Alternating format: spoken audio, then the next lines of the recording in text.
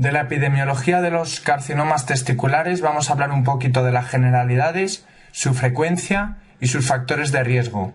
Con respecto a las generalidades, recordar que es el tumor sólido más frecuente en varones en la segunda década de la vida y que tiene una alta tasa de curación, hasta el 90%. Con respecto a su frecuencia, en los niños el tipo histológico más frecuente es el seno endodérmico. En la segunda-tercera década vamos a recordar la regla mnemotécnica de SETECAIN: S de seminoma, T de teratoma y CAIN de carcinoma embrionario. A partir de los 50 años, el carcinoma testicular más frecuente va a ser el linfoma testicular. Con respecto a los factores de riesgo, la criptorquidia va a ser uno de ellos. Recuerda que la criptorquidia es normal hasta los 2 años y durante esta época se debe realizar un seguimiento con ecografía y clínicamente. Otro factor de riesgo sería la orquitis urliana, la hernia inguinal en la infancia. Hoy en día recuerda que ya no es factor de riesgo, la radiación, el calor, el tumor previo contralateral, los estrógenos intraútero en el primer trimestre del embarazo, el síndrome de Klinefelter, los antecedentes familiares, el testículo hipoatrófico.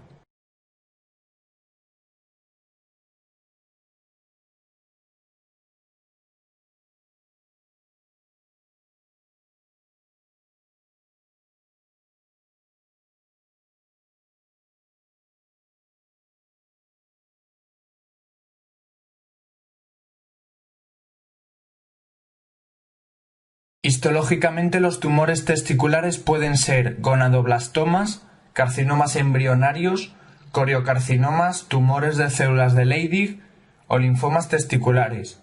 Los gonadoblastomas es el tipo histológico más frecuente en gónadas disginéticas y estados intersexuales. Recuerda que ya lo han preguntado en el MIR. El carcinoma embrionario recuerda que metastatiza de forma temprana, precoz. El coriocarcinoma es, sin embargo, el que más metastatiza, y en el momento del diagnóstico generalmente ya existe metástasis a distancia, la más frecuente por vía hematógena a pulmones. Del tumor de células de Leydig decir que produce pubertad precoz y o feminización, y con respecto al linfoma testicular lo que ya hemos dicho, que es más frecuente en mayores de 50 años. Con respecto a la clínica de los tumores testiculares, recuerda lo más típico, que es el crecimiento indoloro de un testículo. En el 10% de los casos se presenta como un escroto agudo y lo que es menos frecuente es que el motivo de la consulta sea la presencia de metástasis ganglionares.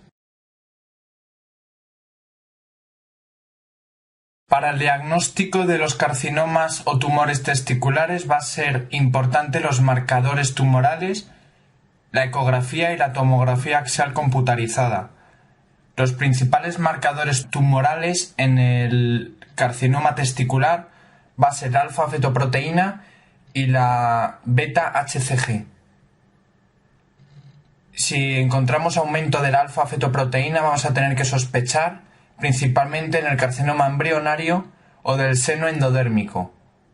Sin embargo, si encontramos beta-HCG elevada, tenemos que pensar en el seminoma, que recuerda que nunca eleva la alfa-fetoproteína el seminoma, el coriocarcinoma o el carcinoma embrionario. Con respecto a la ecografía, vamos a poder ver a nivel testicular un nódulo. Según sea este nódulo, puede ser hiperecoico, hipoecoico o anecoico, vamos a tener que sospechar en distintas patologías. El nódulo hiperecoico se ve más blanco, nos puede indicar la existencia de litiasis que produce sombra posterior o hueso. El nódulo hipoecoico, que se ve más negro, suele ser masas, ya sea masas a estudio o masas tumorales.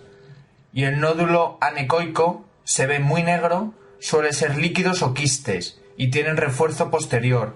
La tomografía axial computarizada se utilizaría para el estudio de extensión en los tumores testiculares.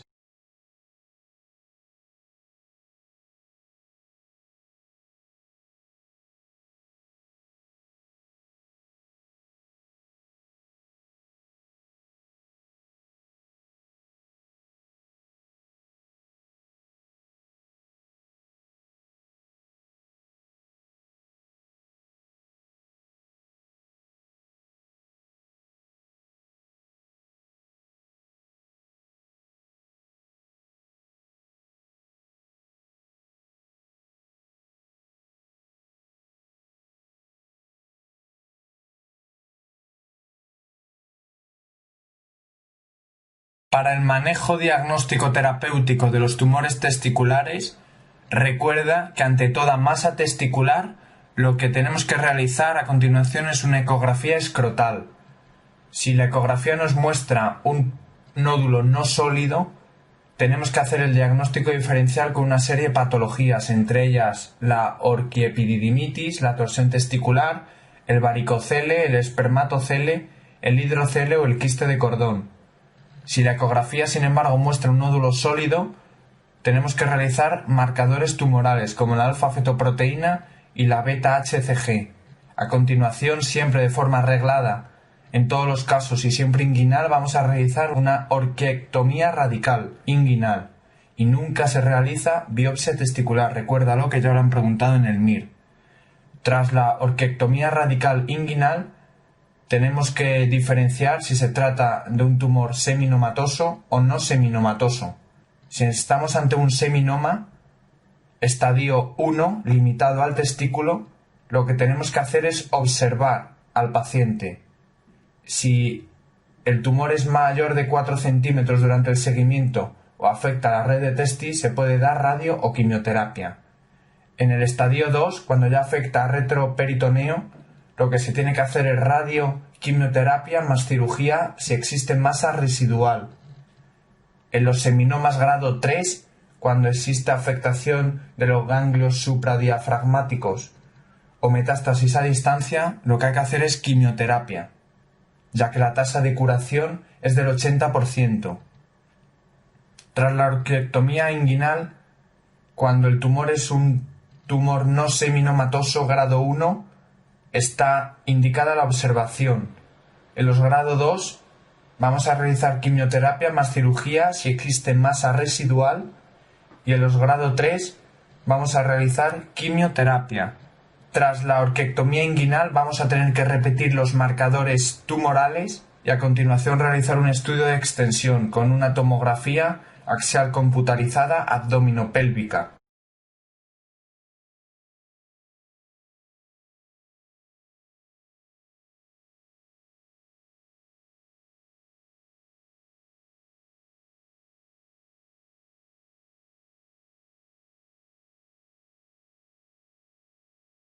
El diagnóstico diferencial del escroto agudo ha sido preguntado ya alguna vez en el MIR, sobre todo las diferencias entre la torsión testicular y la orquiepididimitis, con respecto a su edad, dolor, ecografía Doppler, exploración física y tratamiento.